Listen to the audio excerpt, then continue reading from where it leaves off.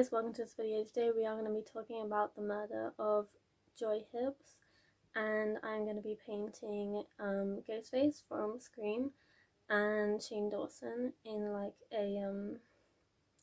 a picture together that I made myself, like that I drew out. You know what I mean. Anyway, I hope you enjoy this video. If you do, hit the like button and subscribe for more.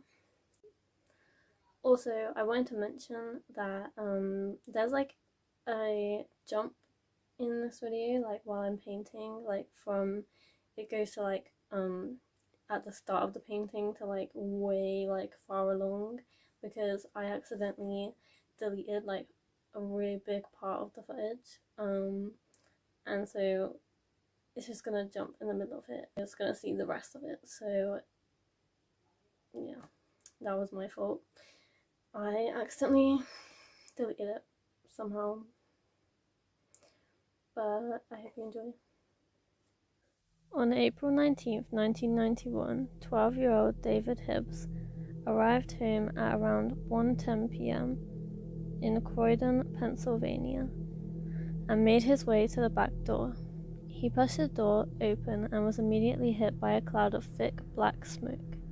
The entire kitchen was engulfed in flames.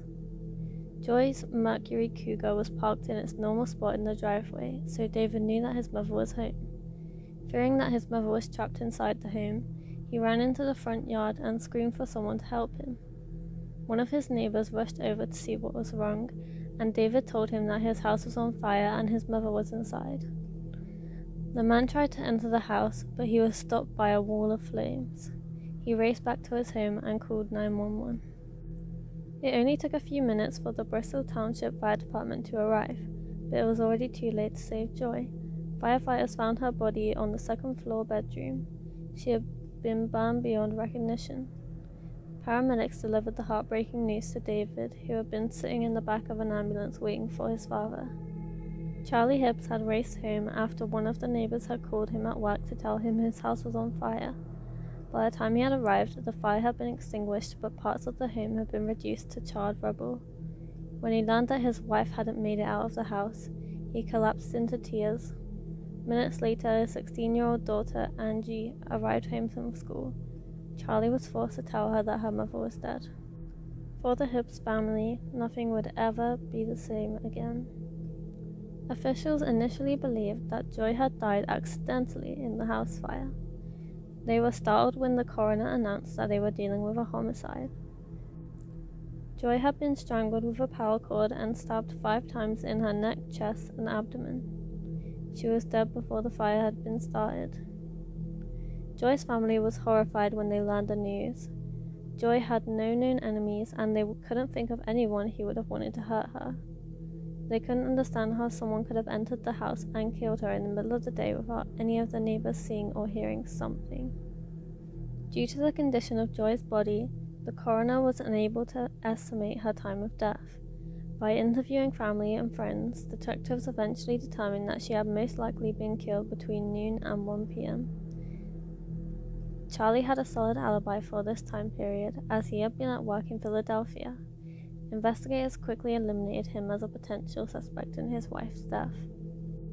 Detectives learned that Joy had gone to the bank on Friday morning to deposit her husband's paycheck and cash her own.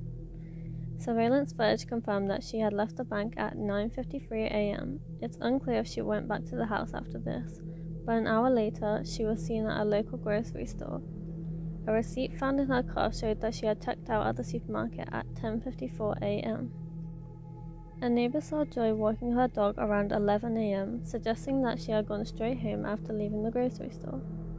Around 11:30 a.m., she received a gift from the pastor of Bensalem Baptist Church and a member of the congregation. Joy had attended services at their church for the first time several weeks earlier, and they were conducting a routine follow-up visit to see if she was interested in becoming a member. The pastor told investigators that they had left Joy's home around 11:50 a.m. Initially, detectives considered the 2 men from Bensalem Baptist Church to be possible suspects in Joy's death. The men were interrogated several times and given polygraph examinations, but investigators would eventually rule both of the elderly men out as persons of interest.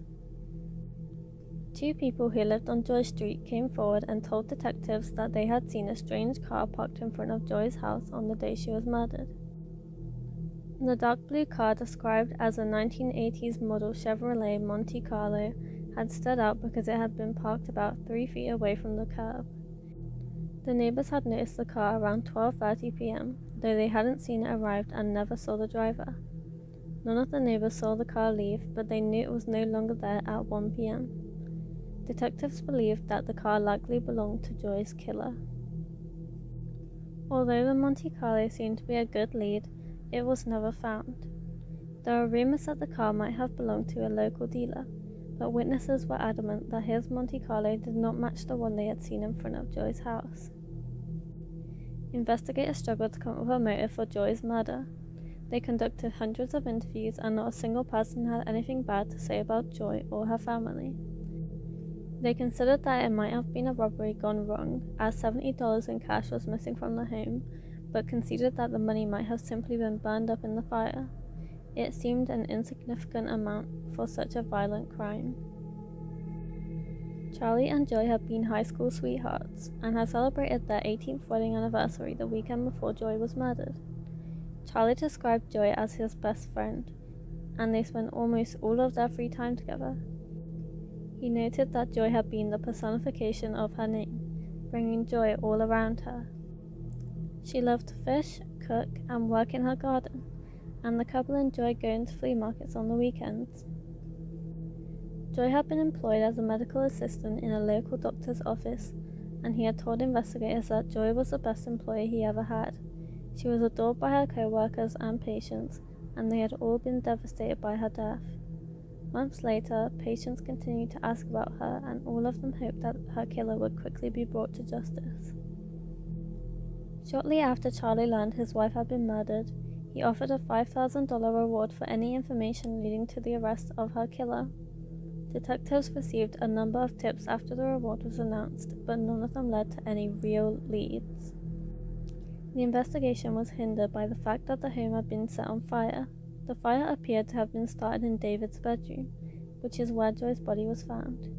The room had been completely gutted by flames, and the rest of the house had sustained heavy damage as well. Heat and smoke had caused damage almost as severe as that of the fire, and the gallons of water used to put the flames out had also washed away potential evidence. Detectives didn't see any signs of forced entry into the home, so they believed that Joy had likely known her killer and willingly invited them into her home. Charlie noted that his wife was strong and athletic. He was certain that she would have put up a fierce fight for her life. The fact that none of the neighbors reported hearing anything seemed to indicate that she was quickly overpowered. The houses on the quiet street were just 12 feet apart, close enough that someone should have been able to hear her if she screamed. During their initial investigation, detectives had collected some knives and a stained flannel shirt from the crime scene. The flannel shirt, which appeared to be stained with blood, did not belong to any of the family members, and investigators were hopeful that it might help identify the killer. Along with the knives and some burned items of Joy's clothing, the flannel shirt was sent to the FBI's crime lab for analysis. Unfortunately, the items were too heavily damaged to be of any forensic use. The investigation into Joy's murder appeared to go cold almost immediately. 2 months after her death, detectives admitted that they had made little progress on the case. They were unable to determine the motive for the crime, they had no potential suspects, and they had no physical evidence to help them identify the killer. Charlie felt lost without his wife, but he was determined to rebuild the home that they had once shared. He worked for a construction company, and his employer gave him paid time off from work so he could deal with his loss. The company also donated all the construction materials Charlie needed.